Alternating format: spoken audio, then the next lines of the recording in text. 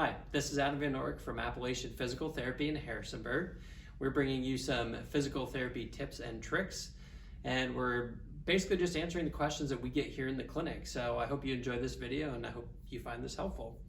So we get this question all the time. You have an injury, something hurts, what do you use on it? Do you use your hot pack or do you use your cold pack?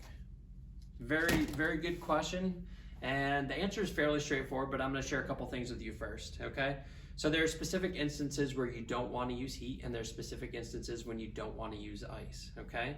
And there's specific instances actually where you don't want to use either. Let me cover that first. So if you have an area of your body where you don't have really good sensation and you can't really feel how cold or how hot something is, you might want to think twice about using heat or ice on this area, okay? Now when it comes to heat, there's specific things you want to avoid when putting heat on something, okay? If you have an area where you have an infection, you don't want to put heat on there. We don't want to increase any blood flow, and we don't want to make that situation worse.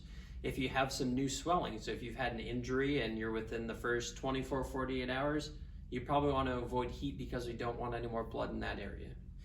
If you have any active cancer or a tumor in that area, same thing. The heat's going to increase the blood flow, and we could possibly make that problem worse.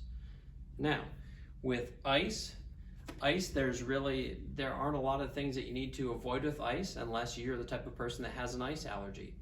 So what it really comes down to at this point is, if it's not a new injury, if it's something you've had for a while, and you don't have any of those other situations we talked about that could be problematic with heat, the choice is really up to you. And some people will find that ice works better for them, and some people find that heat works better for them. So simple as that. I hope that was helpful, and I hope you enjoyed this video, and we will have more to come. Thank you for watching.